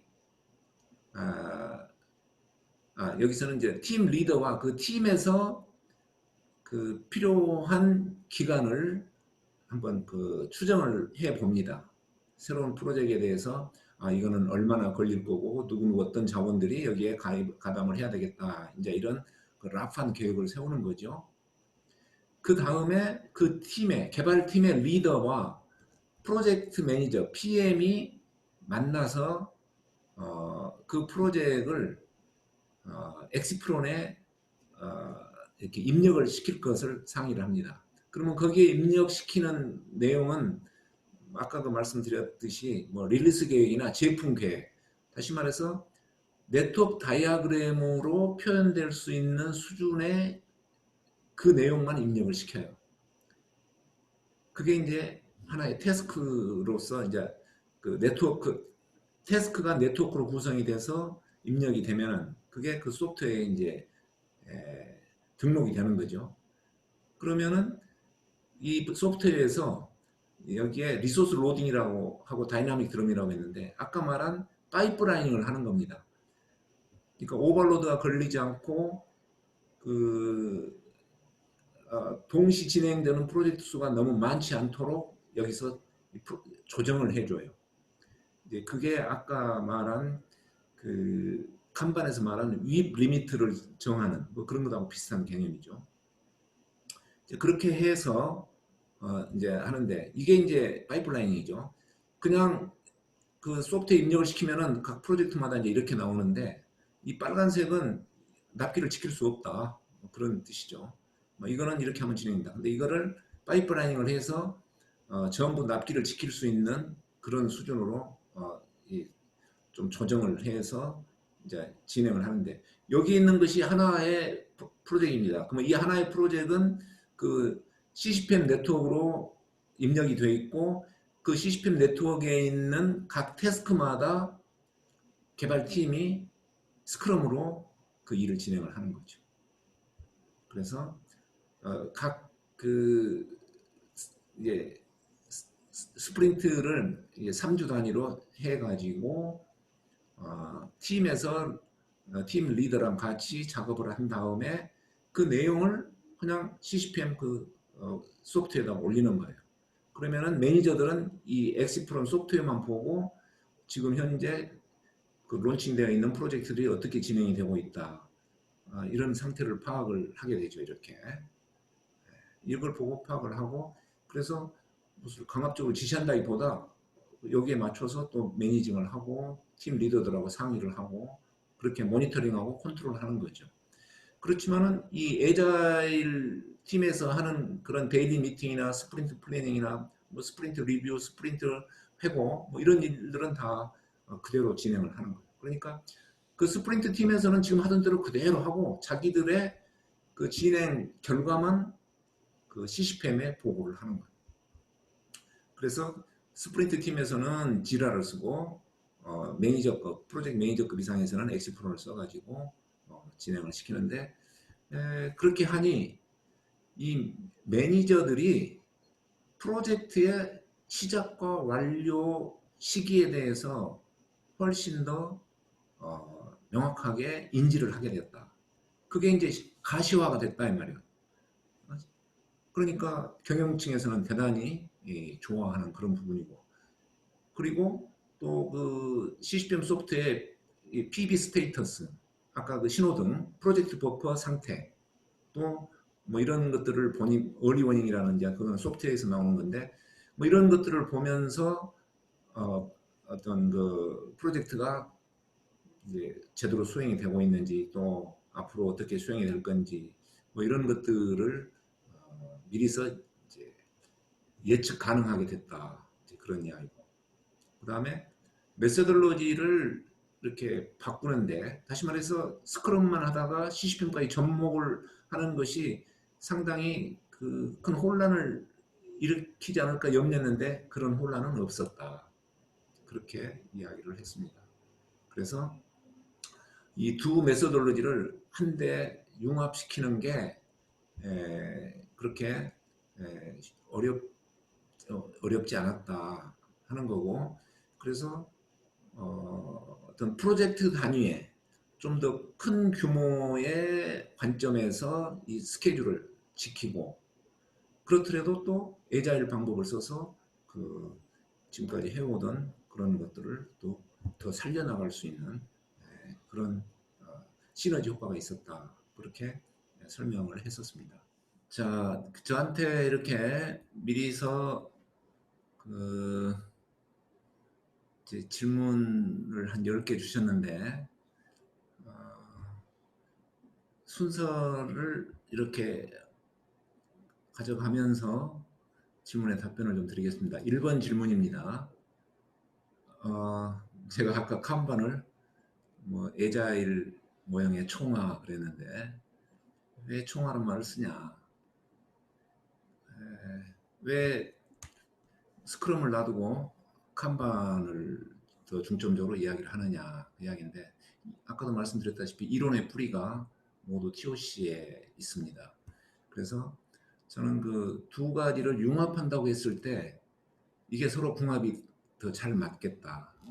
메소도로지도 그렇고 또 그 직원들이 구성원들이 실무자든 임원이든 이해를 더 빨리 하고 공감을 하기가 더 좋을 것 같은 생각이 듭니다. 그래서 자원관리나 유용관리나 이렇게 용어는 좀 다르지만 개념은 똑같습니다. 그리고 일정 관리에 있어서도 그 과업 수행 시간을 실제 필요 기간으로 인정해주고 운영을 한다는 거, 그런 부분에서 똑같습니다. 그 다음에 TNA, 타임 앤 액션을 접목해서 실전에 활용할 수 있는 방법은 뭘까? TNA, 많이 아시겠지만은 이렇게 해야 될 일들의 목록을 쫙 놔두고 계획을 세우는 겁니다. 언제 시작해서 언제 얼마 동안 마치겠다. 근데 사실 제가 생각하기로 이것은 전통적인 프로젝트 관리 방식하고 같은 것 아니냐 이런 생각이 들어요. 그러니까 각 과업의 그 시작 시간과 완료 시간을 정해두고 지켜라 그런 이야기죠. 거기에 맞춰서 지켜라. 근데 만약에 이 CCPM이나 칸반의 어떤 개념이나 방식을 여기다가 접목을 시킨다면은 이제 너무 극단적일지 모르지만은 여기에 시작 시간과 완료 시간을 정하지 않는 겁니다. 다만 순서만 정하는 거예요. 그리고 예상되는 소요 기간만 여기다가 적어두고 또 어느 정도 버퍼를 두고 이 순서대로 일을 진행할 수 있도록 하고, 실제 그 시작하고 끝나는 시간을 여기다 적으면 되는 거죠. 아무튼 뭐 그렇게 접목하면은 훨씬 더 유연하게 또 이 자원들의 어떤 모티베이션을 더 높여가면서 일을 할 수 있지 않을까, 저 그런 생각이 좀 들었습니다. 뭐 저는 제 생각만 말씀을 드리는 거니까 맞고 틀리고는 뭐 이제 여러분이 판단을 하십시오. 그 다음에 9번 질문인데, 프로젝트를 수행할 때 워크 청킹을 하면서 페이킹 워크를 구별하는 방법은? 제가 이 말의 의미를 제대로 이해했는지 모르겠지만은 좀 말이 제가 어떻게 이해해야 될지 잘 몰랐어요. 근데 이거를 과업 크기의 결정 문제로 저는 보고 싶습니다. 과업을 얼마나 잘게 쪼갤 거냐, 크게 묶어서 하나의 과업으로 편성할 거냐 이야기인데, 제 책에 그 이야기가 좀 적혀 있습니다. 3-1. 과업을 너무 상세하게 나누면 변동성과 관련한 문제들이 드러나지 않을 수도 있다. 너무 상세하게 나누면. 반면에 과업을 너무 큰 덩어리로 나누면 누락된 과업을 발견하지 못할 수도 있다. 그래서 적정 수준의 과업 상세도를 찾아야 되는데, 그거는 뭐 여러 사람들이 중지를 모아서 찾아야 되지 않겠습니까? 아무튼 이게 상당한 이슈가 됩니다. 사실 이 과업을 어떻게 편성하느냐 대단히 중요한 문제예요. 그래서 어떤 경우에는 워터폴에서 뭐 WBS 여러분 잘 아시죠? Work Breakdown Structure 또는 뭐 PBS, FBS 막 이런 말을 쓰는데 브레이크다운을 해 놓으면은 그게 과업인 것처럼 생각하는데 또 그거는 아니에요. 태스크하고 그 워크 브레이크다운 스트럭처하고는 다른 겁니다. 네, 그것을 우리가 잘 인지하고 좀 충분하게 토의를 하면은 가장 적절한 그걸 찾을 수 있어요. 일률적으로 뭐라고 말할 수 없어요. 다만 하나의 큰 룰은 있는데 워터폴 모형에서 일주일 이상 가는 과업은 가급적 피하는 게 좋다. 최장 2주. 이제 그거는 좀 마이너스 효과가 있습니다. 너무 길어지면. 아무튼 뭐 그런 정도로 우리가 생각을 하면 되겠습니다. 그 다음에 7번 역량, 성과, 연결, 지표, 체계 및 방법이 프로젝트별 기준이 재무적 성과로 나타낼 수 있을까요? 미안하지만 이게 전부 주어만 있어가지고 말을 제가 이해하기가 좀 어려워요. 목적어도 있어야 되는데 평가 방법이, 기준이. 근데 제가 이것을 이렇게 한번 합니다. 역량, 성과, 연결, 지표, 체계, 평가 방법을 프로젝트별 기준의 어떤 재무적 성과로 나타낼 수 있을까요? 제가 그렇게 나름대로 해석을 해봤어요. 근데 뭐냐, 뭔가 역량과 성과를 연결시키고 싶은데 재무적 성과로까지 연결을 시키고 싶다. 그 말씀인 것 같아요. 그러면 어떤 역량이 있는 사람이 모여서 일을 하면은 앞으로 얼마만한 돈을 벌 수 있겠다. 그런 데 관심이 좀 있지 않은가. 이게 사장님의 관심이거든요. 그래서 그 사람의 역량 평가를 해놓고 그것을 역량이 1인 사람은 우리 회사에서 뭐 이만큼의 돈을 벌어다 준다. 역량이 5인 사람은 뭐 일만큼을 벌어다 준다. 뭐 이런 어떤 연결고리를 좀 찾고 싶지 않은가 이런 생각을 해보는데 저기 만약에 그런 관심이 있다면은 제 책에 있는 이런 손익계산서 관련 성과 측정 항목 또 자원 부하 측정 관련 항목 그 다음에 일정 관련 성과 측정 미안합니다. 이런 것들을 잘 살펴보시면서 이들 간의 상관관계를 한번 찾아보면은 뭐 그런 일을 하는 어떤 실마리를 찾아낼 수 있지 않을까 그렇게 생각이 됩니다.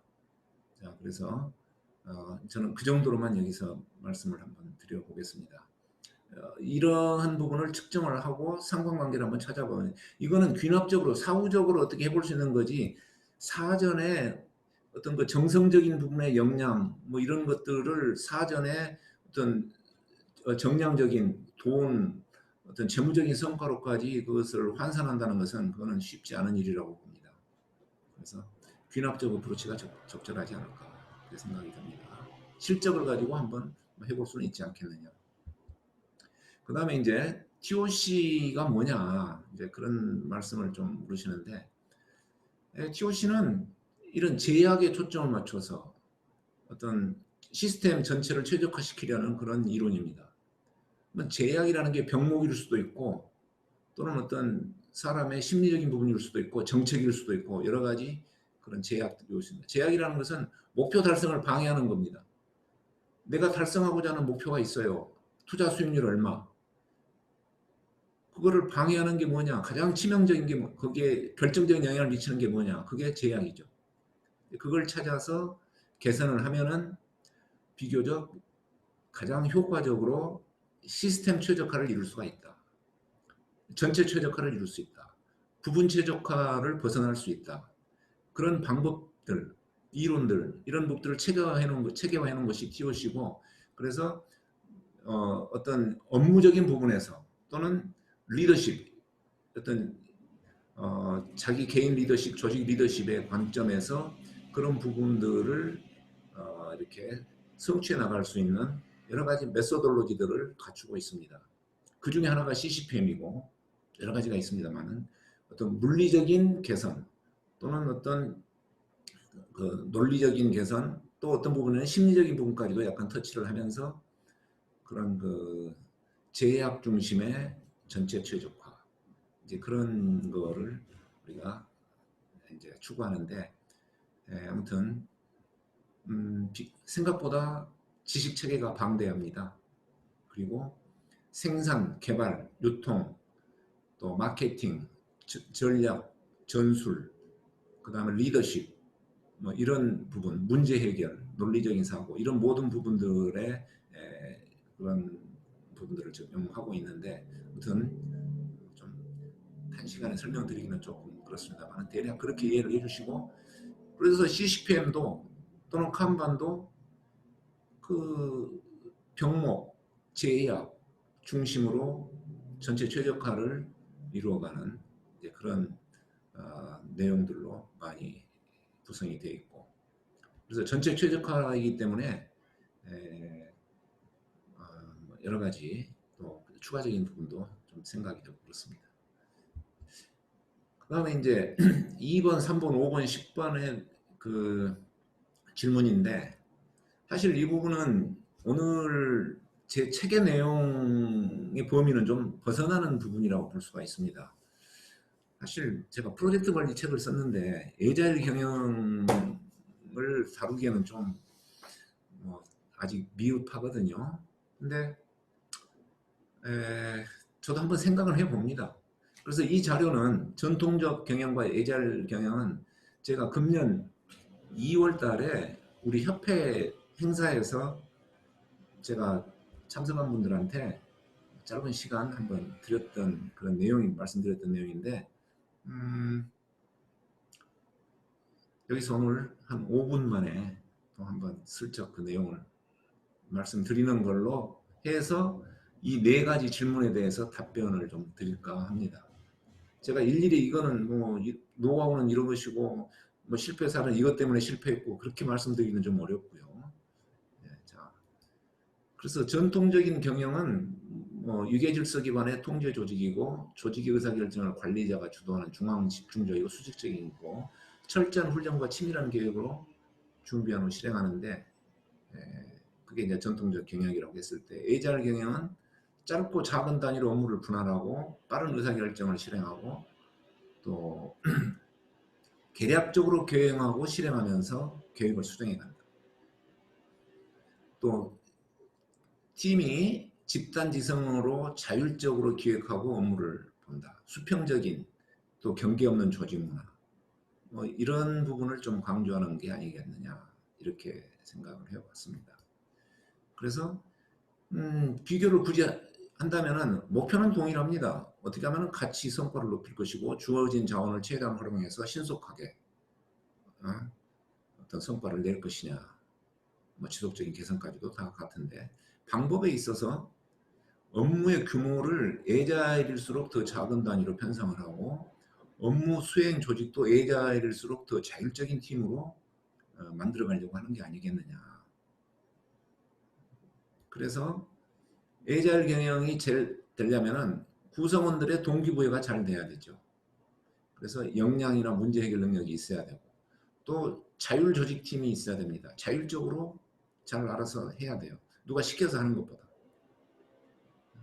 그리고 업무가 정렬이 돼야 돼요. 방향이 일치돼야 돼요. 각 팀마다. 그래서 또 조직의 구조도 자원이 합리적으로 배분이 돼야 에자일 경영이 이루어진다. 그래서 어떻게 보면은 모두가 리더이고 또 아무도 리더가 아닐 수도 있어요. 에자일 경영. 이제 그런 것을 추구하는 거 아니겠느냐, 극단적으로. 근데 이제 TOC는 이 에자일 경영의 핵심 이슈 해결에 유용하다고 봅니다. 그래서 TOC 경영은 에자일 경영에 지극히 뭐랄까 기여를 할 수 있는 요소들이 많이 있다. 구성원 모두에게 적용되는 야심찬 목표를 세워서 동기부여를 시키려면 전략과 전술을 잘 정렬시켰는데, 그걸 할 수 있는 게 SMG2라는 걸로 이미 도구가 있습니다. 또 문제 해결 능력을 키워야 되는데, 이러한 메소돌로지들이 각 영역에서 생산, 유통, 연구, 개발, 또는 정책 개발, 마케팅에서 이런 능력을 키워줄 수가 있습니다. 그리고 자율조직팀을 운영하려면은 업무가 정렬이 돼야 되는데, 이 TA라는 것은 스루풋 어카운팅으로 성과지표 의사결정을 관리하는 하나의 의사결정 그런 그 마인드거든요. 또 병목, 우선순위 이런 부분에 대한 마인드 또는 지식들이 이런 부분을 키워줄 수 있고, 또 자원의 합리적인 배분에도 이런 병목 자원이나 자원버프 이런 것들이 큰 역할을 해줄 수 있겠다. 그래서 에이자일 경영이 추구하는 것에 많은 그 기여를 하려고 하고, 사실 TOC도 그 에질리티, 그러니까 에자일 어떤 민첩성 그런 부분에 관심을 갖고 어떻게 변동성에 신속하게 대응을 할 것이냐, 뭐 이런 부분에 관심을 두고 이런 메소드로지를 만들어낸 거거든요. 그러면서도 자원의 과부하가 없이 또 시스템적으로 효과적으로 할 수 있는 그런 메커니즘, 업무 프로세스 이런 것들을 계속 만들어 왔기 때문에 에자일 경영하고 거의 같은 맥락에서 작업을 하고 있는데, 다만 한 가지, 조직을 그렇게 수평적 조직을 전제로 하지는 않는다. 근데 어떤 조직이든 수평적 조직이, 자율적 조직이 더 효과적인 조직이 있고, 어떤 경우에는 조금은 수직적이고 통제와 규범이 있는 조직이 더 나을 수도 있어요. 여러분, 군대를 100% 수평적인 자율적인 조직으로 운영을 할 수 있을까요? 나는 그건 아니라고 봅니다. 또 배를 건조하는 조선 회사에서 지나치게 자유를 강조하다가 보면은 업무 효율이 떨어질 수도 있고, 병원도 마찬가지입니다. 또 사람에 따라서 어떤 사람은 남이 시킨 일을 잘할 수 있는 사람이 있는데 그 사람 보고 네가 알아서 해봐라 그러면 그 사람이 싫어할 수도 있어요. 사람마다 특성이 다를 수도 있습니다. 그래서 모든 조직이 다 에자일 경영으로 이렇게 가야 된다고는 저는 생각은 하지는 않아요. 특성에 맞춰서. 한 가지 또 염려스러운 것은 지나치게 제조업이나 군대나 병원이나 이런 데서 에자일 바람에 휘말리는 것은 상당히 리스키하다고 저는 생각합니다. 어느 정도 규범과 통제가 저는 있어야 된다고 생각을 하는 사람이요. 물론 제가 좀 꼰대 세대라서 그런지는 모르지만은 뭐 조금 젊은 세대가 아니어서 그런 생각을 하고 있는지도 모르지만은 제 지식적으로도 그거는 아직은 모든 조직이 다 에자일에 가야 된다는 데 대해서는 저는 조금 동의하기 어려운 부분이 있어요. 특성에 따라서 또 어떤 수준에 따라서 얼마만큼 에자일하게 갈 것이냐, 그거는 거기에 잘 맞춰야 된다. 그러니까 그냥 무턱대고 따라가다가는 실패할 수도 있다. 그게 제 나름대로의 견해입니다. 그래서 제 답변을 마치면서 한 가지 조금 보여드리고 싶은 동영상이 하나 있는데 한 2분만 그 동영상을 보여드리겠습니다. How do schools of fish swim in harmony? And how do the tiny cells in your brain give rise to the complex thoughts, memories, and consciousness that are you? Oddly enough, those questions have the same general answer: emergence, or the spontaneous creation of sophisticated behaviors and functions from large groups of simple elements. Like many animals, fish stick together in groups, but that's not just because they enjoy each other's company. It's a matter of survival. Schools of fish exhibit complex swarming behaviors that help them evade hungry predators, while a lone fish is quickly singled out as easy prey. So which brilliant fish leader is the one in charge? Actually, no one is, and everyone is. So what does that mean? While the school of fish is elegantly twisting, turning, and dodging sharks in what looks like deliberate coordination, each individual fish is actually just following two basic rules that have nothing to do with the shark. 1, stay close but not too close to your neighbor. And 2, keep swimming. As individuals, the fish are focused on the minutiae of these local interactions. But if enough fish join the group, something remarkable happens. The movement of individual fish is eclipsed by an entirely new entity, the school, which has its own unique set of behaviors. The school isn't controlled by any single fish. It simply emerges if you have enough fish following the right set of local rules. It's like an accident that happens over and over again, allowing fish all across the ocean to reliably avoid predation. And it's not just fish. Emergence is a basic property of many complex systems of interacting elements. 예, 잘 보셨습니까? 에자일 경영은 바로 이런 물고기 떼, 새떼들이 날아가는 것하고 좀 비슷하지 않겠는가? 그러려면 거기에 두 가지 기본적인 룰을 지켜야 됩니다. 하나는 뭡니까? 둘 객체 사이에 적당한 거리를 가져야 되고, 또 하나는 계속 수영을 해야 됩니다. 그러면은 이 집단이 특별한 리더가 없더라도 그 상어 떼를 피해서 자기 나름대로 어떤 큰 바다를 건너갈 수 있는 그런 지혜를, 또 새떼가 이동할 수 있는 지혜를 스스로 만들어낸다는 거죠. 자, 그래서 예잘 경영은 좋습니다. 근데 그러려면 전제 조건이 뭡니까? 여기에서 있었던 두 가지의 룰처럼 각 구성원마다 동일하게 적용될 수 있는 룰을 갖추고 그 룰을 지킬 수 있는 능력이 있어야 되죠. 그게 전제 조건이 돼야 되지 않을까. 그런 의미에서 에자일 경영이 앞으로의 과제가 거기에 있는 거 아닌가. 그런 생각을 한번 해봤습니다. 이 비디오를 보면서. 제 말씀은 오늘은 여기까지고요. 일단 시간을 좀 많이 썼습니다. 자, 지금부터는 또 자유스럽게 토의하시고 질문하시고 그렇게 하십시오.